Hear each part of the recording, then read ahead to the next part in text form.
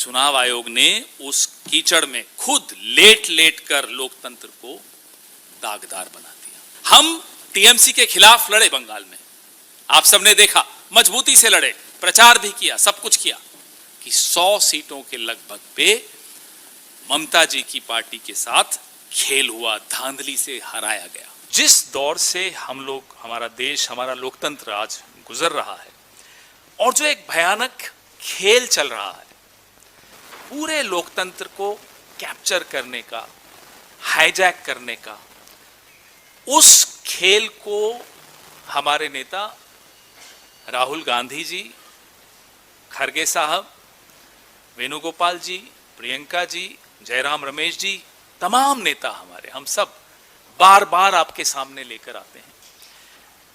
और इसलिए नहीं लाते कि साहब कुछ राज्यों में हम जीते, कुछ राज्यों में हम हारे, लगातार ये सवाल भी आते हैं, उस पर भी जवाब दूंगा मैं आपको।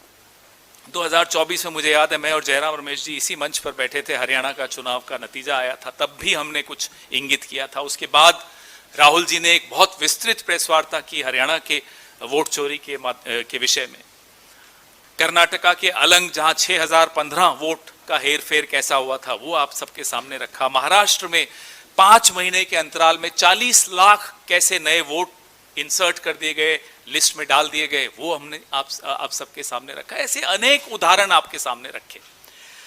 तो ये कोई पहली बार नहीं है कि हम लोग आपके सामने वोट चोरी की बात कर रहे हैं। एक वोटर लिस्ट के जो फ्रॉड से, उसके अलावा SIR की चाबुक और परिसीमन का चक्रव्यूह, ये 3 तरीकों से आप देख रहे हैं कि कैसे पूरी चुनावी प्रक्रिया को अपने कब्जे में लिया जा रहा है।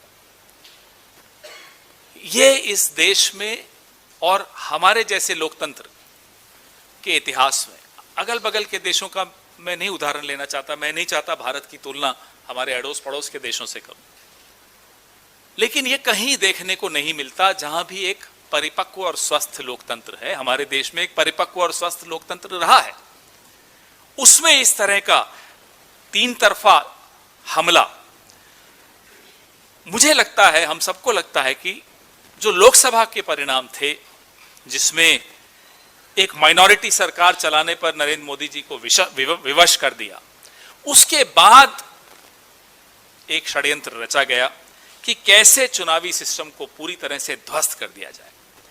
ऐसा नहीं है कि हम इन 5 राज्यों के चुनावों के बाद ऐसी बात कर रहे हैं। जैसा कि मैंने आपको कहा, कई लोग कल से पूछ रहे हैं, अरे साहब केरला में तो आप नहीं बोलते वोट चोरी हुई है, SIR हुआ, तमिलनाडु में नहीं बोलते। तो साहब ध्यान से कान खोलकर आप लोग सब सुन लीजिए, आपके माध्यम से कह रहा हूं। कमल कहां खिलता है? कमल खिलाने से पहले कीचड़ फैलाना पड़ता है। जहां जहां कीचड़ फैलाया, वहां वहां कमल खिला। अब तमिलनाडु में कीचड़ नहीं फैल पाया तो कमल नहीं खिल पाया, केरला में कीचड़ नहीं फैल पाया तो कमल नहीं खिल पाया। तो यह कह देना कि जहां कांग्रेस जीत जाती है या गठबंधन के साथी जीत जाते हैं, वहां तो आप नहीं कहते कि SIR की मार पड़ी या वोट चोरी के माध्यम से कुछ हुआ या ज्ञानादेश हुआ, ज्ञानादेश हो गया, वहां तो नहीं होता। तो कारण आपने सुन लिया, कमल के लिए कीचड़ आवश्यक है। केरला में 1 से 3 सीटें या 2 सीटें, जितनी भी अब इनकी बड़ी हैं, हर जगह प्रयास किया जाएगा कि पहले कीचड़ फैलाया जाए। आप इनका टूल किट देख लीजिए, आप इनका मॉडल देख लीजिए, पहले कीचड़ फिर कमल। यही हुआ, यही होगा अगर हम सही वक्त पे, हम और आप जागे नहीं